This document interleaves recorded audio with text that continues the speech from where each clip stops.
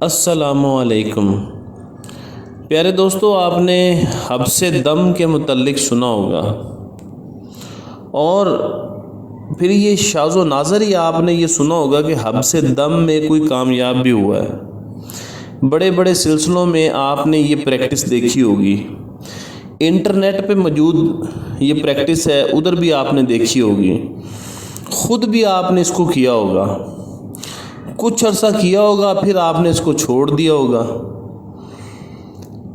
اور جن لوگوں نے کیا ہے وہ نہ تو اس کی مدد سے باطن کا سفر کر سکے ہیں، نہ وہ روحانیت میں آگے جا سکیں۔ میکسیمم لوگوں کے ساتھ یہی ہوا ہے، کیونکہ وہ اس میں ایک بہت بڑے راز کو نہیں جانتے ہیں۔ وہ راز ایسا راز ہے کہ اگر وہ پتہ چل جائے تو حبس دم کی پریکٹس آسان ہو جاتی ہے، اگر نہ پتہ چلے تو وہی غلطی بن جاتی ہے جس کی وجہ سے آپ اس سے باطن کا سفر نہیں کر سکتے۔ دوستو یاد رکھیں، روحانیت عقیدت کا نام نہیں ہے۔ یہ نہیں ہے کہ پوری زندگی آپ ایک سلسلے میں بیٹھ رہیں اور آنکھیں بند کر کے جو آپ کو کروایا جا رہا ہے آپ کرتے رہیں۔ روحانیت ایک منطق ہے، روحانیت لاجکس پہ بیس کرتی ہے، روحانیت عام علوم سے بھی زیادہ ایک بڑی حقیقت ہے۔ تو یہ کیسے ہو سکتا ہے کہ اس میں انسان اپنے دماغ کا استعمال ہی نہ کرے؟ یہ ذہنوں کو بند کرنے کا نام نہیں ہے، روحانیت ذہنوں کو کھولنے کا نام ہے۔ تو حبس دم جب آپ دیکھیں، جب آپ کرتے ہیں حبس دم جس طرح سے روٹین میں کروائی جاتی ہے، اور پھر کہا جاتا ہے حبس دم کا مطلب یہ لیتے ہیں کہ سانس بند کر لو اور پھر ساتھ اللہ کا ذکر کرو۔ اب دیکھیں ہوتا کیا ہے کہ جب آپ غور سے سنیے گا، آپ سانس بند کر کے اللہ کا ذکر کرنے کی کوشش کریں تو توجہ آپ کی کدھر جائے گی؟ توجہ آپ کی جائے گی کہ میری سانس نہ اکھڑ جائے،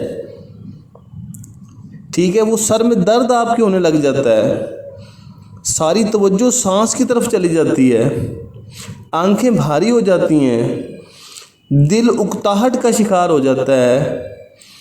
تو اس طرح کرنے سے یہ آپ کچھ بھی نہیں کریں گے، پھر آپ کو یہ ٹینشن ہوگی کہ میں جو ذکر کر رہا ہوں ذکر پر توجہ نہیں جا رہی، سانس نہ اکھڑے اس پر توجہ ہے۔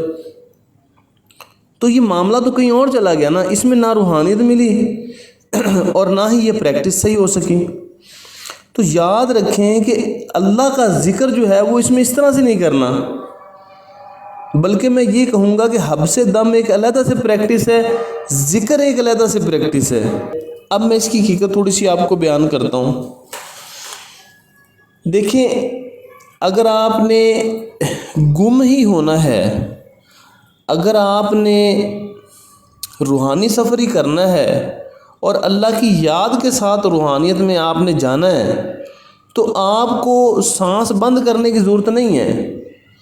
آپ سانس چلتا رہنے دیں، سانس پر توجہ رکھ لیں کہ یہ اللہ کا ذکر کر رہا ہے یا اللہ اللہ کا ذکر کر رہا ہے، اس طرف توجہ رکھ لیں، یا یہ توجہ رکھ لیں کہ آپ کے دل کی جو دھڑکن ہے اس میں اللہ اللہ کی آواز آ رہی ہے، اس طرف توجہ رکھ لیں۔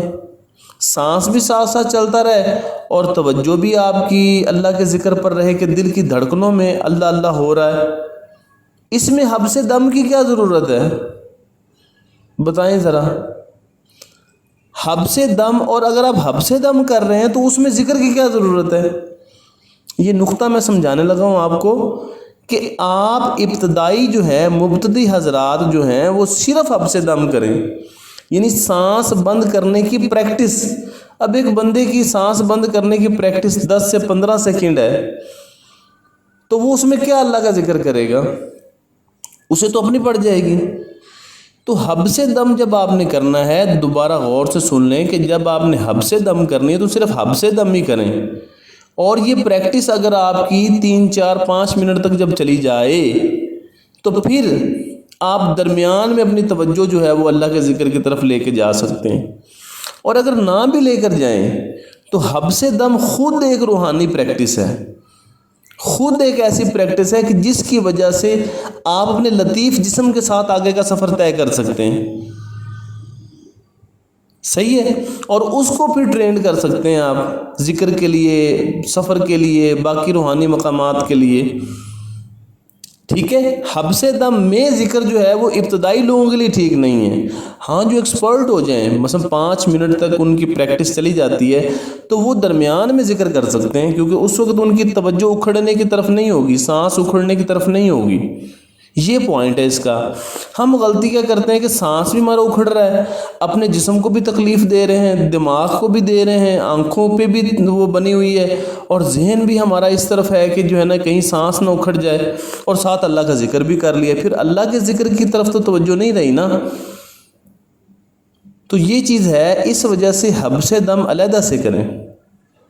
بلکہ حضرت سخی سلطان بہو سرکار تو یہ فرماتے تھے، جو دم غافل سو دم کافر، کہ ہر دم کے ساتھ اللہ کا ذکر کریں۔ اس کا مطلب یہ نہیں تھا کہ حبس دم کر دیں، اور آپ نے کئی جگہوں پر یہ فرمایا تھا کہ حبس دم کا یہ مطلب نہیں ہے کہ بس سانس بند کر کے بیٹھ جاؤ۔